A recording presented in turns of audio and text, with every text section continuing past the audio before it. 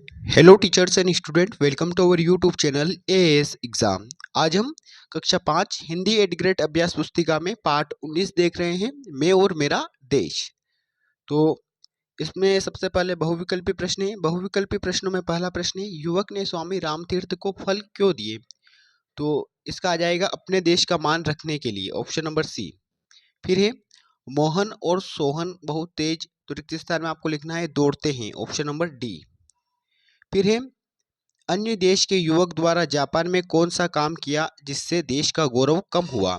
तो पुस्तक से चित्र निकाले, ऑप्शन नंबर बी। फिर है, इनमें से कौन सा कार्य करना देश के गौरव को बढ़ाता है? तो घर, दफ्तर और गली को साफ रखना, ऑप्शन नंबर सी।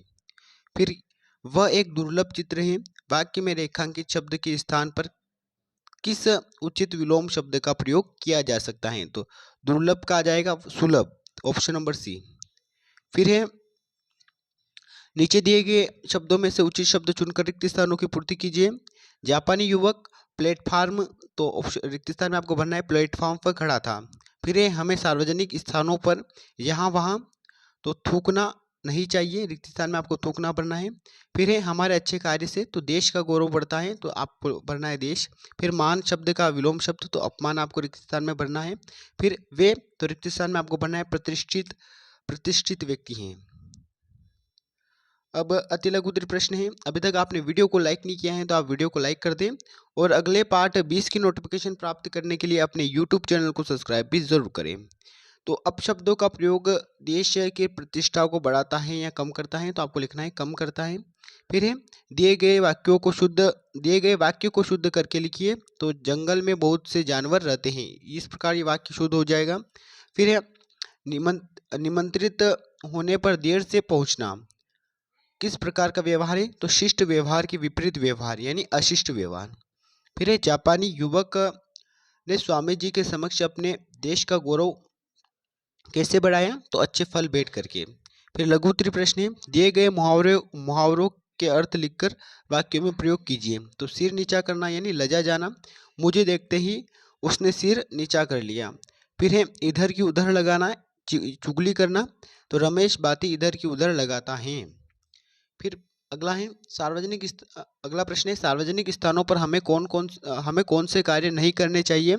तो सार्वजनिक स्थानों पर थूकना नहीं चाहिए, सार्वजनिक स्थानों पर कचरा नहीं फैलाना चाहिए, सार्वजनिक स्थानों पर अपशब्दों का प्रयोग नहीं करना चाहिए।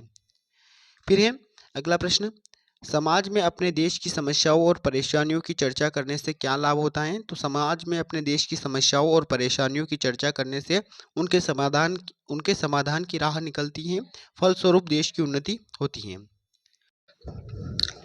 अब प्रश्न क्रमांक 18 है, यहाँ पर 11 लिखा हुआ है लेकिन यह प्रश्न क्रमांक 18 है। प्रतिवेदन को पढ़कर प्रश्नों के उत्तर दीजिए। तो ये प्रतिवेदन आपको पढ़ लेना है। हम इसके प्रश्नों की ओर चलते हैं। पहला प्रश्न है, प्रतिवेदन किस दिवस के बारे में है? तो यहाँ पर गणतंत्र दिवस के बारे में है, गणतंत्र दिवस। फिर है, गणतंत्र दिवस क्यों मनाया जाता है? तो गणतंत्र दिवस भारत में संविधान लागू होने के उपलक्ष्य में मनाया जाता है।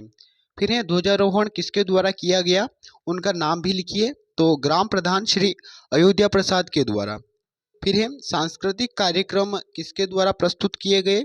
तो बच्चों के द्वारा सांस्कृतिक कार्यक्रम प्रस्तुत किए गए।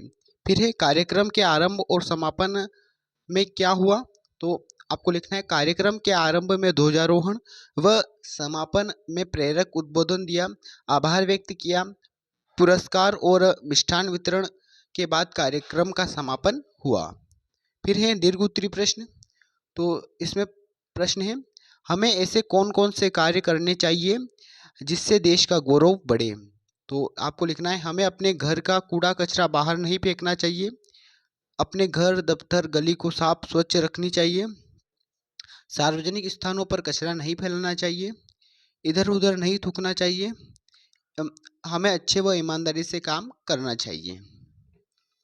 अगला प्रश्न है, अपने शाला अपने शाला पुस्तकालय के संचालन के लिए आप कौन कौन से नियम बनाएंगे? कम से कम 5 नियम लिखिए।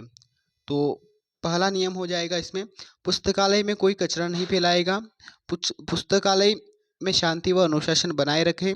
पुस्तकालय की पुस्तक में काट छाँट ना करें। पुस्तकालय की पुस्तक को निर्धारित समय में वापस जमा करें। पुस्तकालय की पुस्तकों का उचित रखरखाव करें।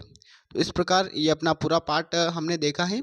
वीडियो पसंद आया हो तो वीडियो को आप लाइक करें और अगले पार्ट 20 की नोटिफिकेशन प्राप्त करने के लिए अपने यूट्यूब चैनल को सब्सक्राइब भी ज़रूर करें। धन्यवाद।